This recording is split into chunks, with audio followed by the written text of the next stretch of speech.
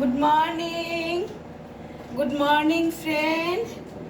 দেখো আজকে বাজার থেকে একটু কই মাছ এনেছে। কই মাছটাকে আজকে আমি রান্না করব ভালো করে, হলুদ নুন মাখিয়ে নিয়ে তারপরে ভেজে রান্নাটা সেরে নেব। তোমরা দেখতে থাকো।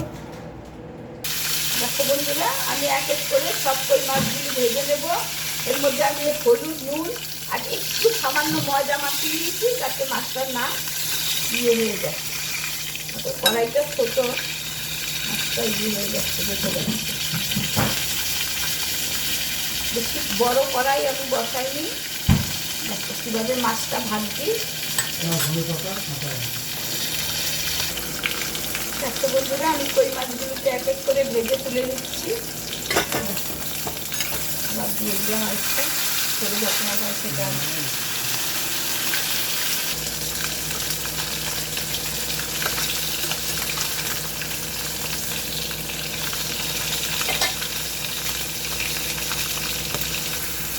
ফার্স্টে আমি একটু মাছের তেলের মধ্যে পেঁয়াজটাকে লাল লাল করে ভেজে তুলে রাখবো।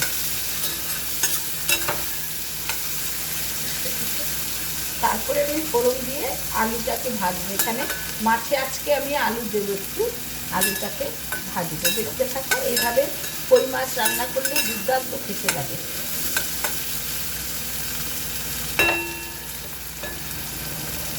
দেখো বন্ধুরা, আমি 2-4টে রসুনের কোয়াও ভেজে নিচ্ছি। পেঁয়াজটা আমার ভাজা হয়ে গেছে, ভেজে তুলে নিয়েছি। এবার রসুনের কোয়াগুলো ভেজে তুলে নিয়েছি। এবারে আমি এতে পাঁচফোড়ন দিয়ে একটু আলুটা ভেজে নিই।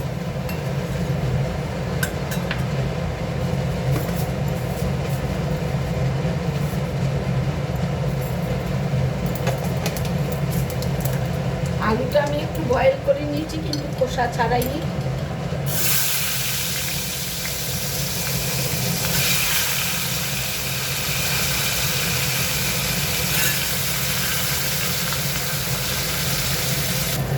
একটা মিক্সির মধ্যে একটু জিরে, আদা, শুকনো লঙ্কা, গোলমরিচ আর 3টে এলাচ আমি বেটে নিয়েছি। দেখো এইভাবে আদাও দিয়েছি।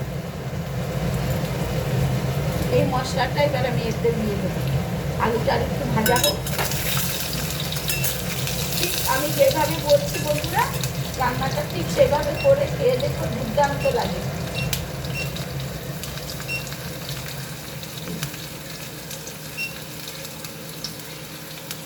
মশলাটা এবার আমি দিয়ে দেবো। আলুটা ভাজা হয়ে গেছে।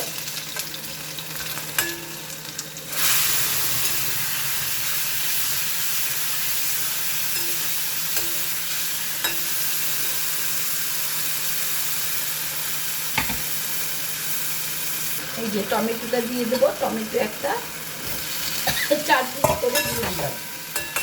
বেশি ভাঙবো না, এমনিই ভাজবো।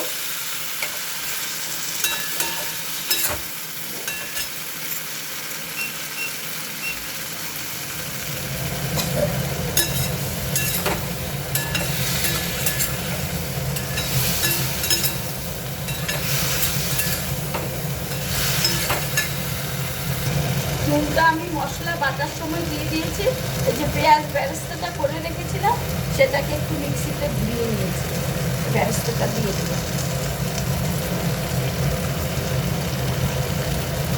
এর সাথে 2 কোষ রসুনও আছে।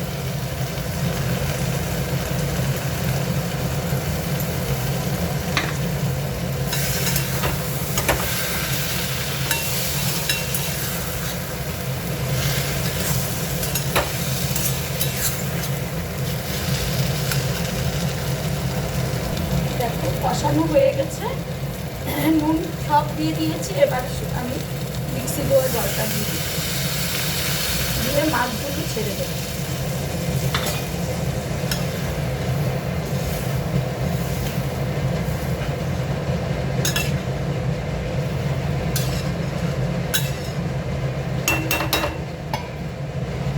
এবারে দেখো এক এক করে মাছগুলো ছেড়ে দিচ্ছি।